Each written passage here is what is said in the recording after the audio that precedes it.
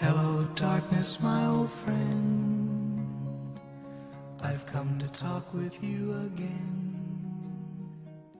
This Because starts off with Locutus of Borg alone with his thoughts, while in the Borg hive mind.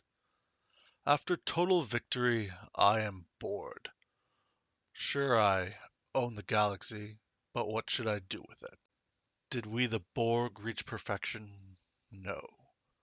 Did we go out and conquer another galaxy and assimilate that? Doesn't look like it. The Black Eye Galaxy is safe, for now. This is actually a really good opening. It's not a captain's log like you normally see on Star Trek to let you know what's going on, but it does make you ask, what is going on? And a shadowy figure appears. Greetings, Captain. 500 years ago, Picard was with a redhead. This redhead, who actually may be a brunette in the series, is Vosh. She's an archaeologist. She's in this for the money. Vulcan ceremonial blade. They must have been conquerors. You see, the Vulcans had faster-than-light travel, ability to travel en masse to colonize other planets, and they did not have guns, phasers, weapons of mass destruction, but they had weapons they used for the Vulcan equivalent of a baptism. They must have used these ceremonial weapons for conquest. Cutus. Time for more Vosh Picard shipping. I have to go. Oh, thank Cthulhu, I don't have to read more of their shipping. We get a captain's log. I've been reading this comic for days, and we're just getting to the captain's log. That will explain what's going on. In this time frame, the Borg are active. They're talking to me right now, in my head. I'm not crazy. You all right, Captain? I'm not crazy. Archer, you have command. And yes, there is an Archer in command of the Enterprise. Look out, Vulcan.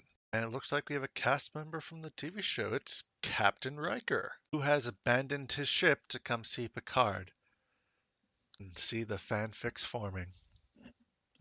Riker abandoning his ship to be with Picard. Oh, hey, look, new starbase. A captain's table. We have Picard, Riker, and a bunch of other people that don't get names. They're not talking about trade disputes, pod racing, but they are talking about the Borg. Everyone's looking at Picard. Whoever smelt it, dealt it. Well, the Borg are still talking to Picard, and not just in his mind. The Borg are here. They didn't get any kind of warning, of course, because they don't have sensors that would have given them days of warning. They're just here now while everyone was at the desks. And since I counted about 7 or 9, maybe, captains around that table, they happen to have a lot more ships flowing around the station. Maybe they just didn't have enough chairs at that table. I'm sorry, Captains Diego and Marcias, you have to stand in the corner. Of course, right now the Borg outnumber the Federation, probably around 100 to 1. Time to start singing Hail the Conquering Heroes. They're not going down without a fight. Activate planetary defenses. They knew that they were coming, but the Federation didn't want to activate them beforehand because you see they have a very short battery life. The Borg come in peace. What? I was not expecting that. I will call that a twist. The Borg power down. What? Of course, the man that the Borg assimilated into their collective stripped him of his humanity and was used as a weapon against his own people. That man wants to see them dead, to see their bodies piled on high, covered in gas, lit on fire. Once the fire has cleansed the universe of the Borg's organics, he'll go in, take the mechanical parts, melt them down, and make into captain's chairs.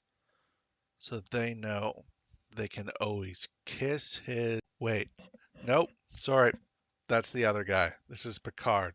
He actually stops them from firing at the Borg because he can sense that the Borg are afraid. You can see Riker over here thinking to himself, see, this is why I didn't bring my empathic wife. Picard can tell me how they're feeling. But why are the Borg here in the first place? And maybe why the Borg Queen now has a headdress on or a red jewel on her forehead?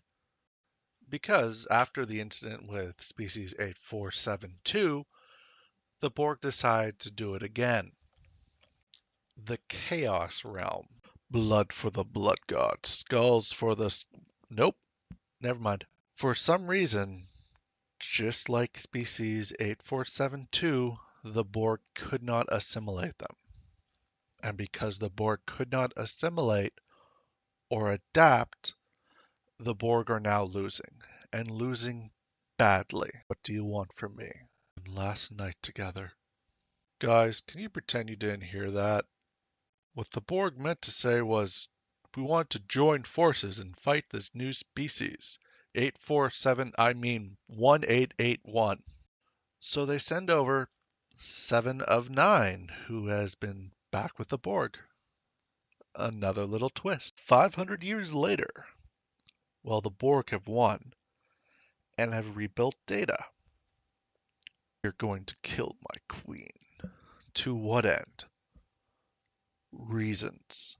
Picard is the man with the plan and surrounded by Borg. I love this image of now and then with Data on one side and 7 of 9 on the other.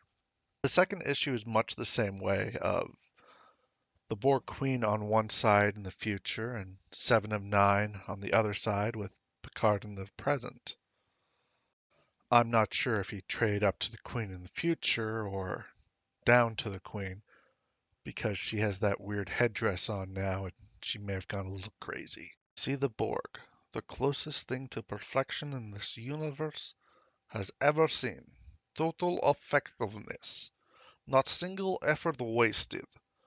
Billion worlds. Workers' paradise. The Federation would be so happy.